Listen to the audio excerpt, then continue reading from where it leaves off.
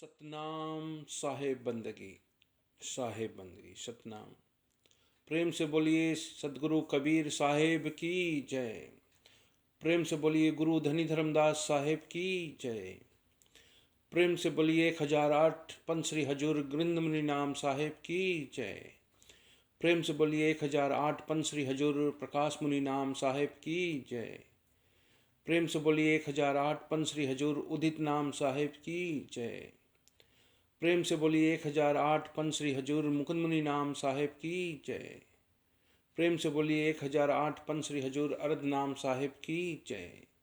प्रेम से बोलिए धर्महतकारी सुधाकर साहेब की जय। साहेब बंदगी चार गुरु वंश 42 की जय। सर्व संत महंतों की जय। साहेब बंदगी सतनाम।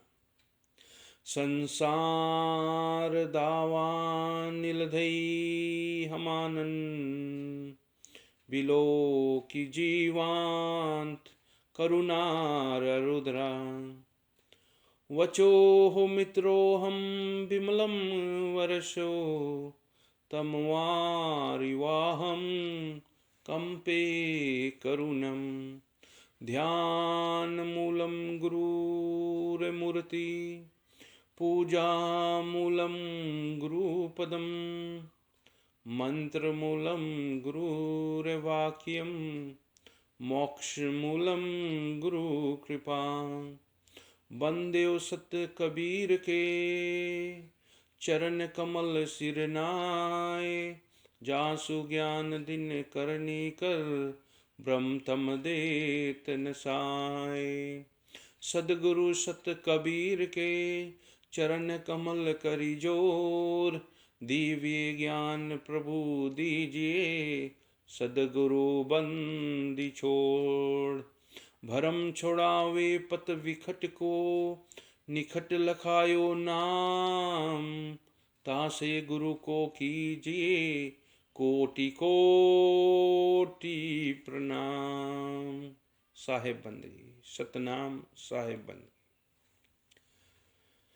सदगुरु सतपुरुष कबीर साहेब जी के पवित्र पावन कृपा से उनकी आशीर्वाद से आज उन सभी हमारे गुरुजनों को हम यहाँ श्रद्धा भाव से भक्ति भाव से विनम्रता पूर्वक स्मरण करते हैं और उनकी पावन चरणों में सागर शाह बंदगी करते हैं कि जिन्होंने हमारे लिए इतना महान संदेश सत्य का मार्ग भक्ति का मार्ग सुलभ किया है।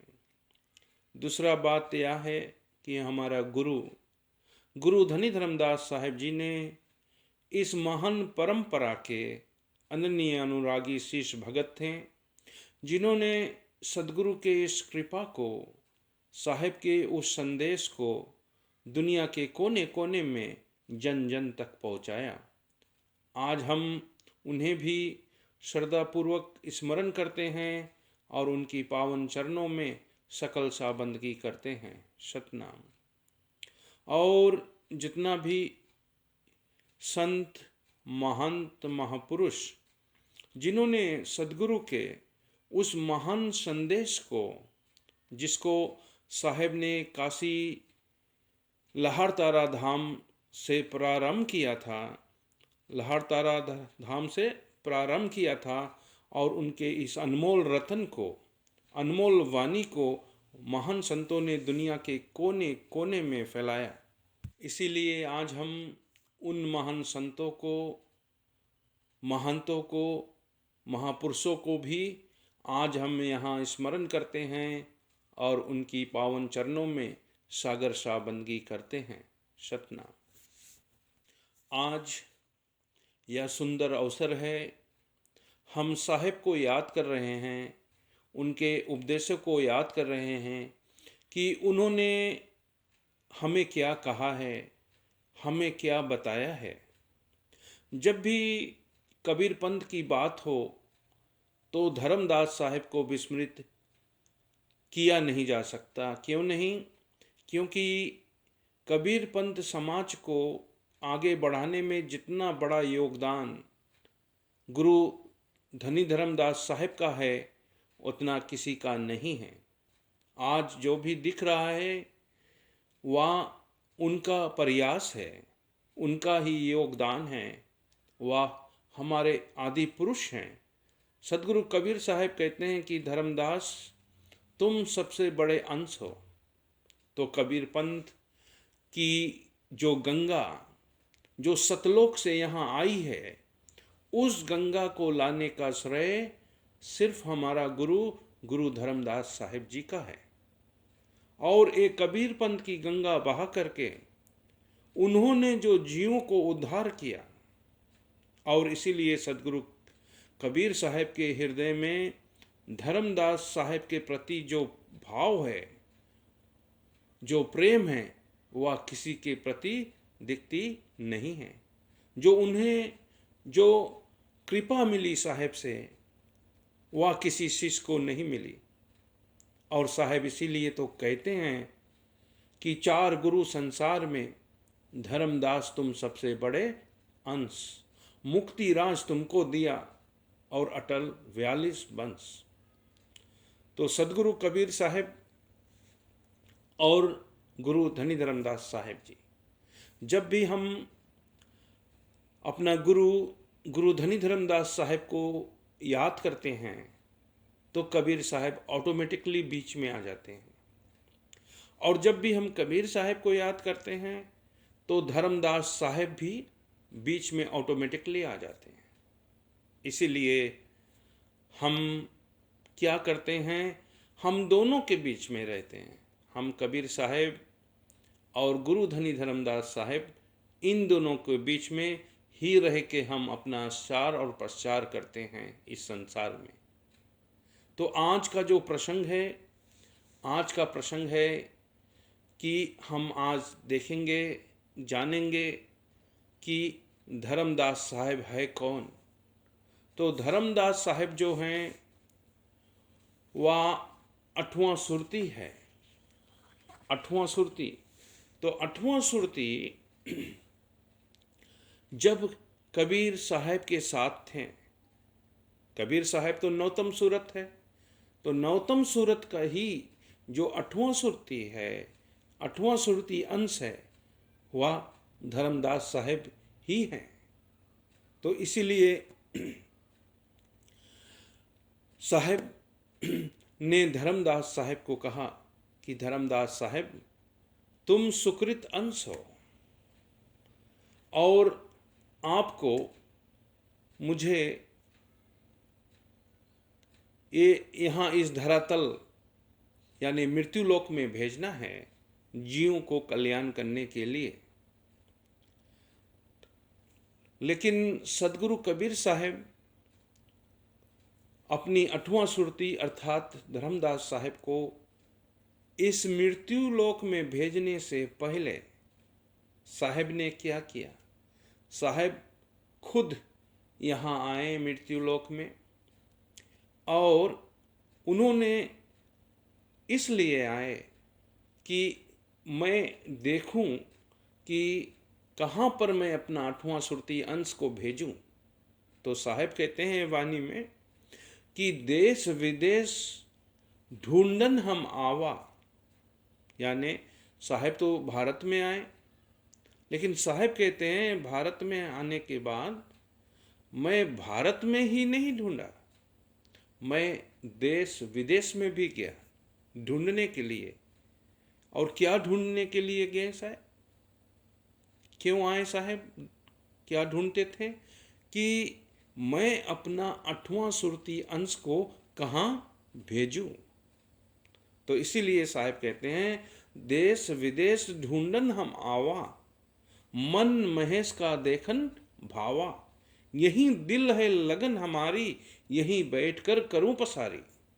तो साहब जब देश विदेश में ढूंढा तो साहब को बांधवगढ़ में मन महेश साहू ही मिला।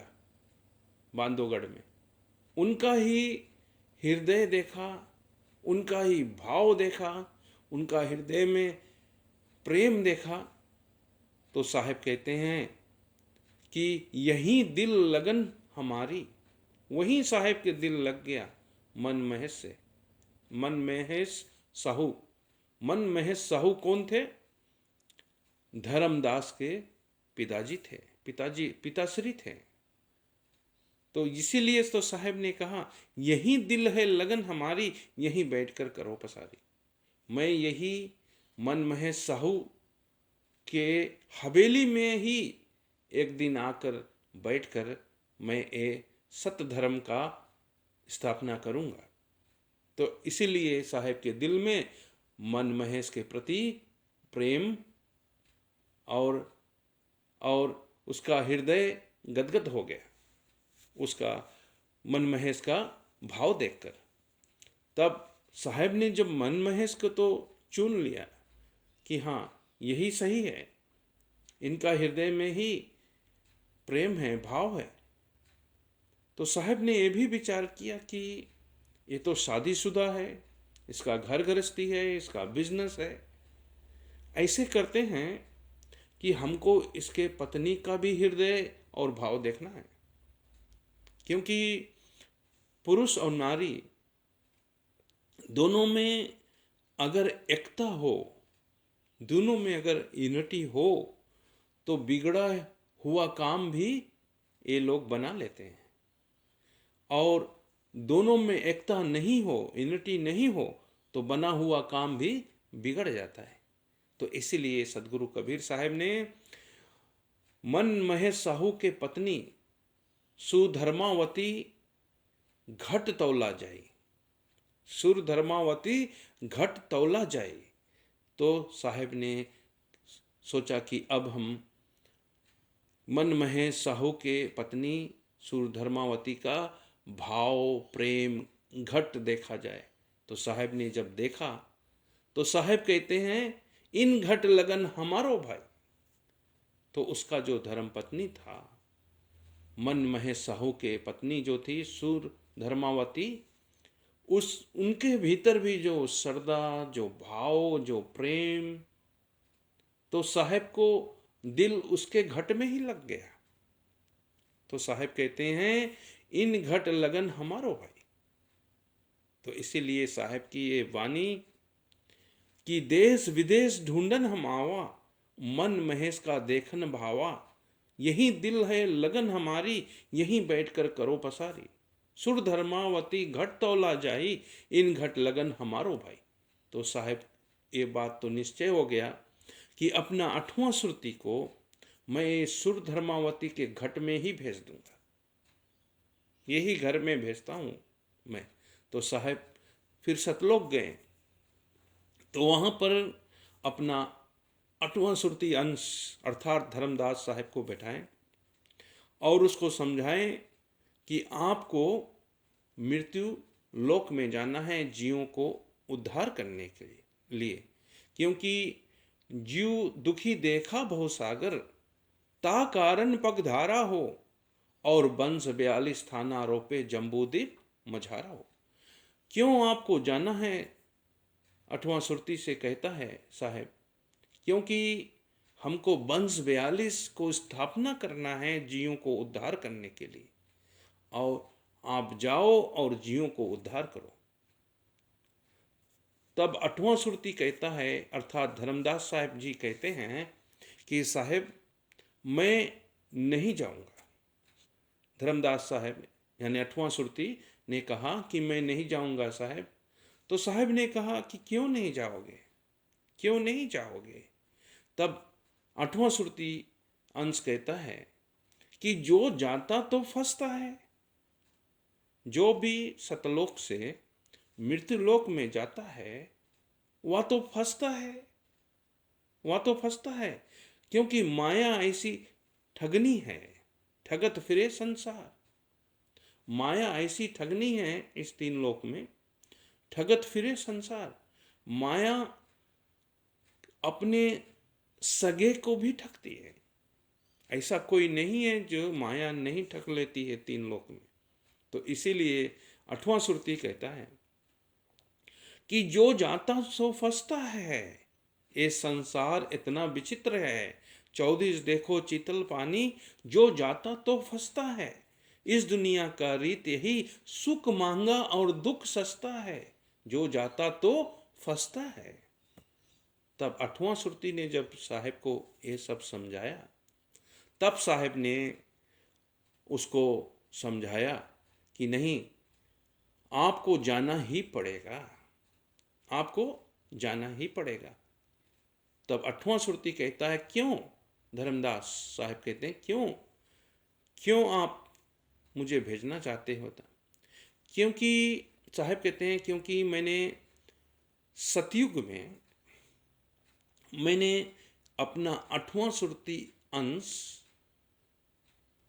अक्षय अंश को मैंने सतयुग में ऑलरेडी भेज चुका हूं। अक्षय अंश जो है, जिसको हम चौका आरती में सैतत जी कहते हैं, उसका 7 वंशज है और चौका आरती में शीला का प्रतीक है। सैतत जी अक्षय अंश, उसको मैं भेज चुका हूं जीवों को उद्धार करने के लिए कलयुग सतयुग में। और दूसरा जो हम अंश चतुर्भुज साहेब और उसका 16 वंशज को मैंने त्रेता युग में भेज चुका हूं, जिसको चौका आरती में हम चतुर्भुज साहेब को ये दल प्रसाद का प्रतीक है। तीसरा हिरंबर अंश, उसको भी मैं द्वापर में भेजा हूं, द्वापर युग में, और उसको चौका आरती में हम वेंकट जी साहेब और 27 वंशज है उसका, उसको मैंने भेज दिया है और चौका आरती में कलश का प्रतीक है। और अब कलयुग आ गया है। इस कलयुग में मैं अपना सुकृत अंश, आप मेरा सुकृत अंश हो, 8वां सुरती हो, आपको जाना ही पड़ेगा। जब तक आप चारों अंश नहीं पहुंचोगे मृत्यु लोक में, 3 तो चला गया, आप जब जाओगे तो 4 हो जाएगा, तो चारों को मैं गुरु का पद दूंगा। तो इसीलिए 4 गुरु संसार में, धर्मदास तुम सबसे बड़े अंश, मुक्ति राज तुमको दिया अटल 42 वंश। तो ये अटल 42 वंश का जो सिस्टम है मुक्ति का, यह कंप्लीट नहीं होगा अगर आप नहीं जाओगे। तब धर्मदास साहेब यानी अर्थात 8वां सुरती ने कहा कि ठीक है साहब, मैं आपके आज्ञा को पालन करता हूँ और मैं जाऊँगा, लेकिन आपको एक वचन देना पड़ेगा कि अगर मैं गया और मैं फंस गया मृत्यु लोक में, तो आप आकर मुझे निकालोगे। तो साहब ने ये वचन दिया धर्मदास साहब को, अपना 8वां सुरती अंश को ये वचन दिया साहब ने कि तुम जाओ, अगर तुम फंसोगे तो मैं आऊँगा निकालने के लिए। और साहब तो जानते ही थे कि ये जाएगा, ये फंसेगा, ये फंसेगा ही फंसेगा और मुझे जाना पड़ेगा और मैं जाऊँगा। तभी ये वंश 42 का सिस्टम जो है, 4 गुरु संसार में, धर्मदास तुम सबसे बड़े अंश, मुक्ति राज तुमको दिया अटल 42 वंश, यही सत्य वचन है। सब वचनों से ज़्यादा सत्य यही वचन है साहब का कि ये सिस्टम, मुक्ति मार्ग का सिस्टम जीवों के लिए, यही सिस्टम साहब ने आकर यहाँ पर स्थापना किया मृत्यु लोक में। तब अपना 8वां सुरती को उन्होंने भेजा और कहाँ भेजा? मन महेश साहू और उसके धर्म पत्नी सुरधर्मावती के घट में भेजा। तो इसीलिए सनवत 1452 में धर्मदास का पैदाइश बांधवगढ़ में मन महेश साहू और सुरधर्मावती के घर में हुआ।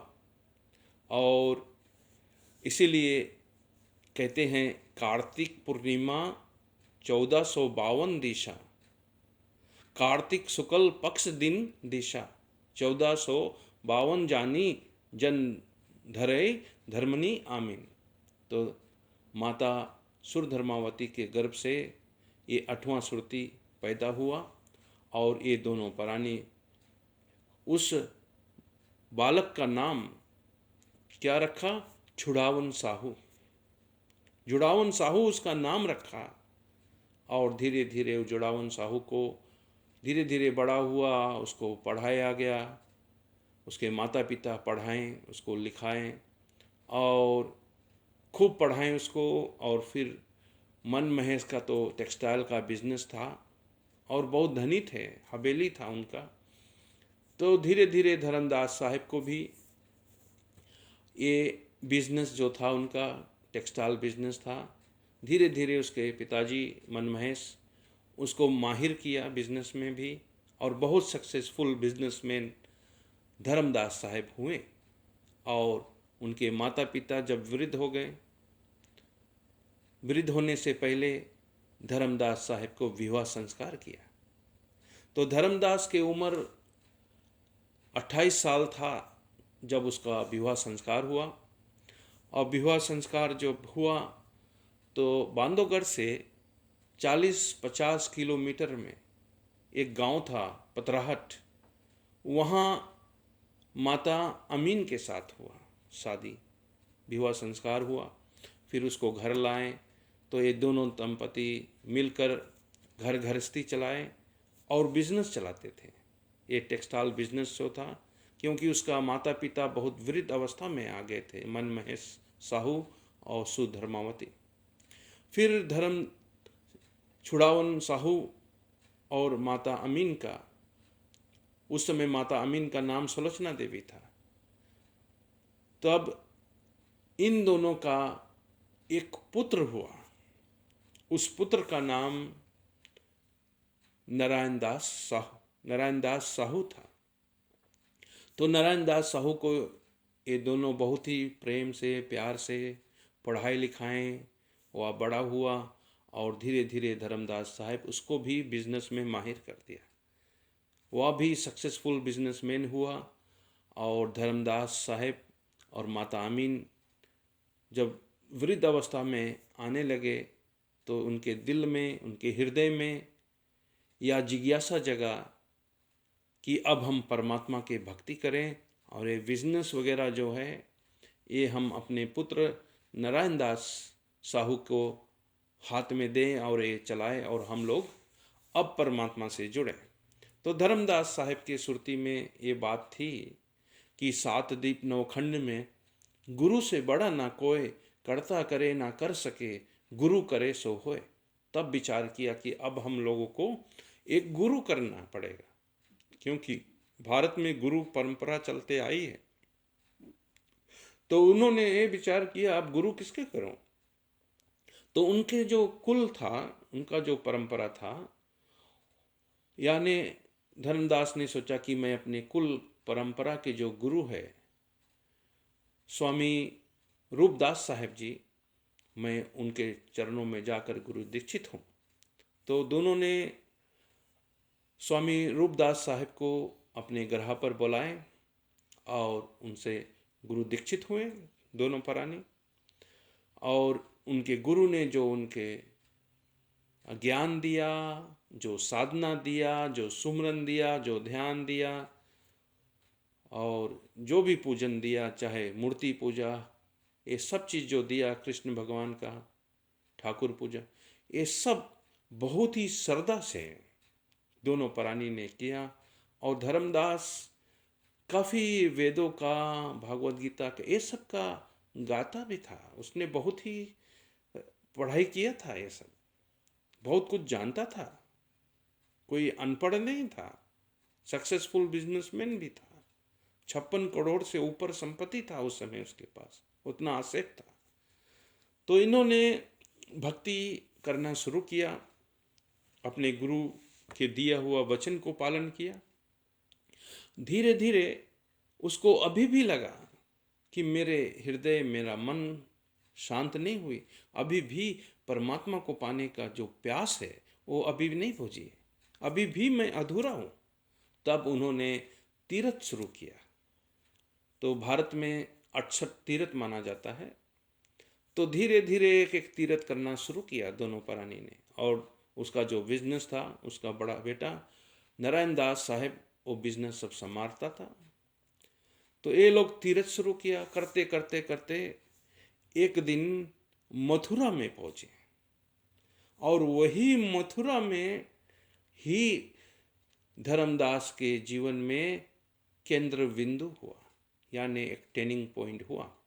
तो मथुरा में धर्मदास साहेब जहाँ रुके थे दोनों प्राणी, वहाँ क्यों गए थे? वहाँ पर कृष्ण भगवान का भंडारा था, वो फंक्शन में गए थे।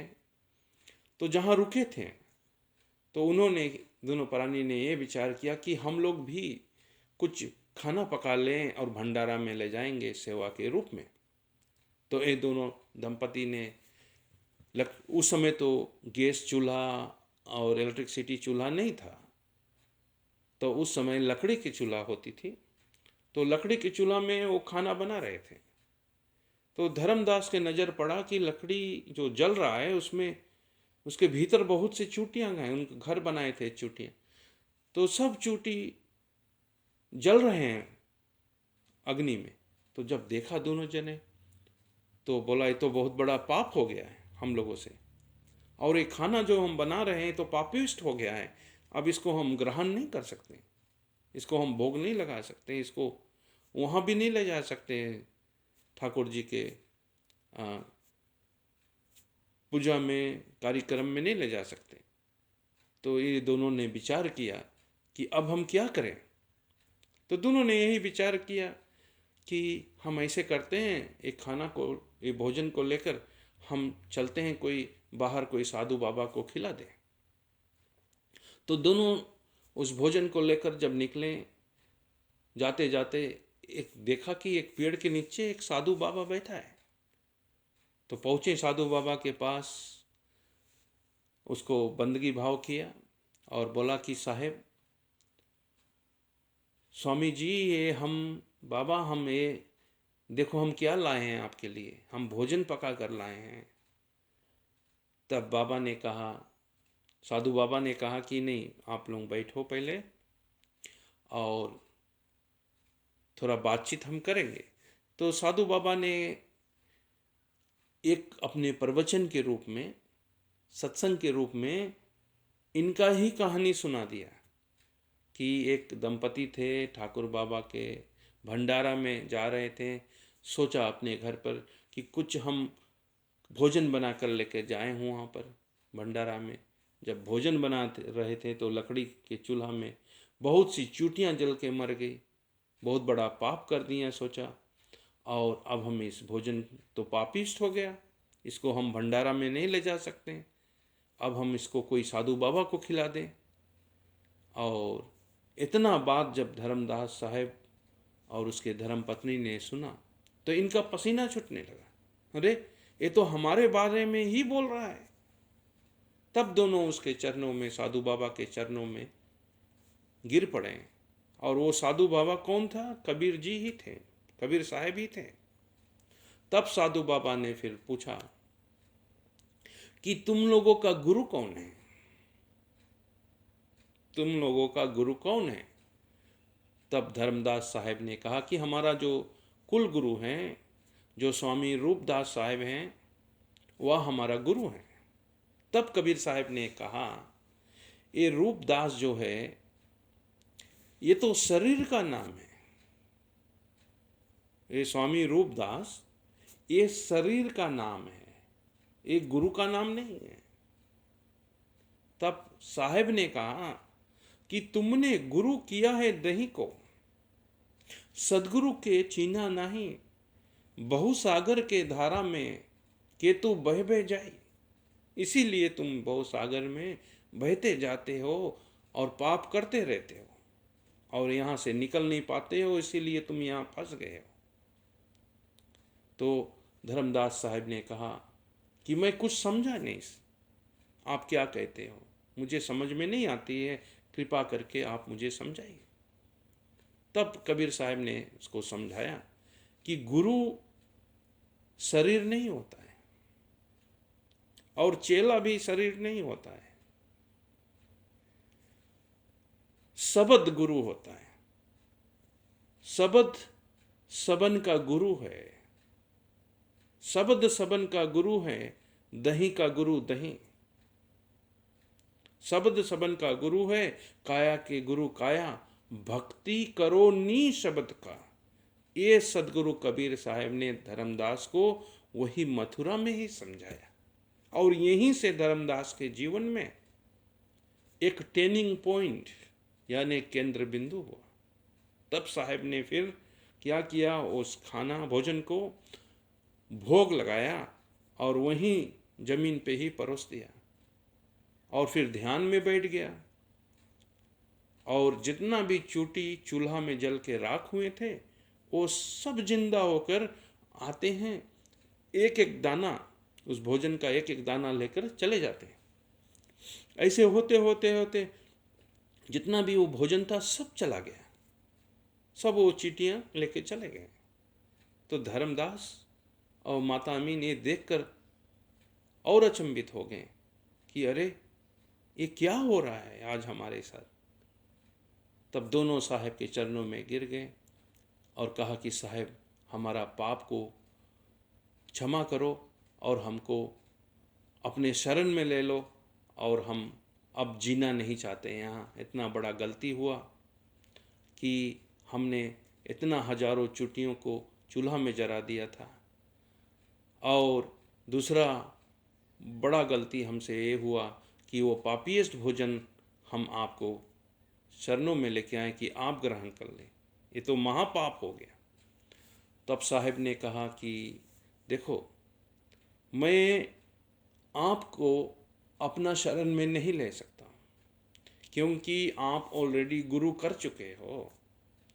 अब तुम उस गुरु के शरण में जाओ, रूपदास के शरण में जाओ और उससे अधिकार लेकर आओ, उससे आज्ञा लेकर आओ, तब मैं अपने शरण में ले सकता हूँ।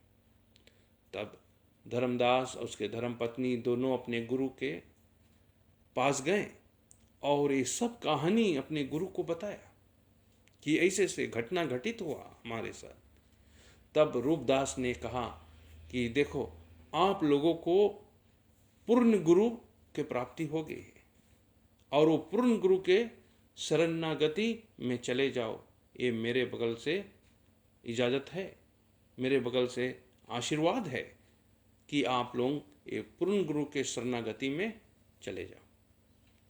तो स्वामी रूपदास साहब ने ये आज्ञा दिया। तो वहाँ से दोनों प्राणी फिर आए मथुरा, वही पेड़ के नीचे आए और देखा तो साहब है नहीं वहाँ पर। जब साहब वहाँ नहीं मिला तब धर्मदास और उसके धर्मपत्नी अब साहब को ढूंढने लगे। तो ढूंढ कर हारा सदगुरु, मिला ना दरस तुम्हारा। ढूंढते ढूंढते ढूंढते ढूंढते ये हार गए। अब धर्मदास और उसके धर्मपत्नी अन्न भी नहीं ग्रहण करते, उनको नींद भी नहीं आता, पानी भी नहीं पीते।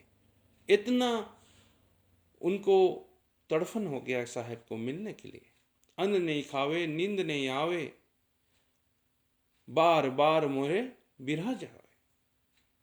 बिरहा उनको इतना सताने लगा, इतना जिज्ञासा हो गया कि नदी नारे तीर्थ सब जहां साहब को ढूंढने लगे।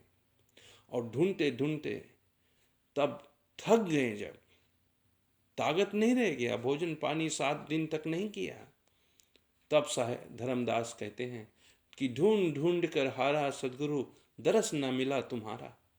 तब साहब देखा कि ये इतना इनके हृदय में इतना तड़फन है मुझसे मिलने के लिए, है ना, इतना व्याकुल हो गए हैं धर्मदास और उनके पत्नी। तब साहब ने उनको दर्शन दिया। साहब ने जब दर्शन दिया और समझाया धर्मदास साहब को और माता अमीन को कि अब मैं तुम्हारे ग्रह पर आऊँगा, तो टाइम बताया, डे बताया कि तुम लोग जाओ अपने हवेली में, इस दिन इतना टाइम मैं आपके घर पर आऊँगा। तब धर्मदास अपने ग्रह पर आए। तो धर्मदास का नाम उस समय छुड़ावन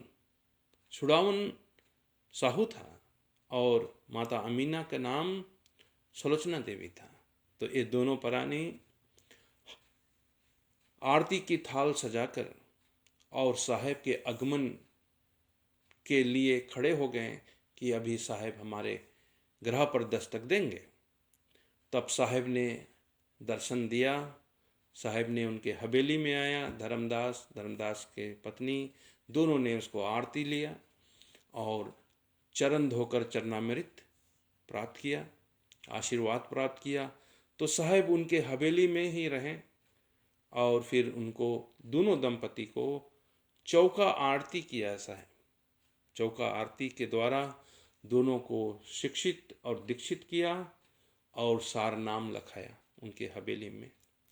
तो धीरे धीरे धर्मदास साहेब ने सतगुरु कबीर साहेब से आदि और अंत का ज्ञान प्राप्त किया और कबीर साहेब ने कहा कि अब तुम यहाँ से धर्म का पंजी दिया कि अब तुम यहाँ से ये धर्म सतधर्म चलाओ। तब धर्मदास साहेब और उसी दिन से उनका नाम छुड़ावन साहू से धर्मदास हुआ और माता सुलोचना देवी का नाम आज से माता अमीन हुआ। ये दोनों का नाम साहेब ने बदल दिया कि इस नाम से अब इस संसार इस जग में आपको जानेगा और आप यहाँ से धर्म के पंजी देता हूँ, दोनों प्राणी धर्म चलाओ। तो धर्मदास साहेब फिर साहेब के चरणों में गिर गए कि कहता है कि हमारे तो उम्र बहुत हो गया है साहब, मैं तो वृद्ध अवस्था में हूँ और हमसे ये धर्म कैसे चलेगा। तो कहा कि तुम जब तक हो तब तक चलाओ, नहीं तो तुम्हारा बेटा चलाएगा। तब वहाँ पर धर्मदास कहे उठा कि मेरा जो बेटा है नारायण दास या आपके ज्ञान से समृद्ध नहीं है, आपका ज्ञान को स्वीकार नहीं करता है।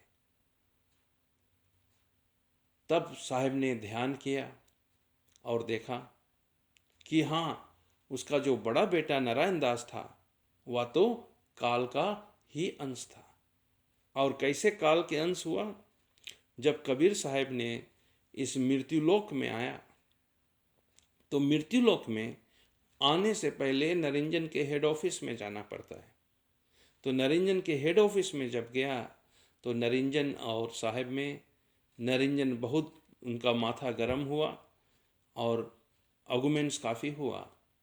लेकिन जब कबीर साहेब ने अपना रियल स्वरूप दिखाया तब नरिंजन ठंडा हो गया और साहेब से बहुत प्रेम भाव से बात करने लगा कि तुम क्यों मृत्युलोक में आए हैं। तो साहेब ने कहा, जीव दुखी देखा भव सागर, मैं जीवों को उद्धार करने के लिए यहाँ मृत्युलोक में आया हूँ, तुम्हारा देश में आया हूँ।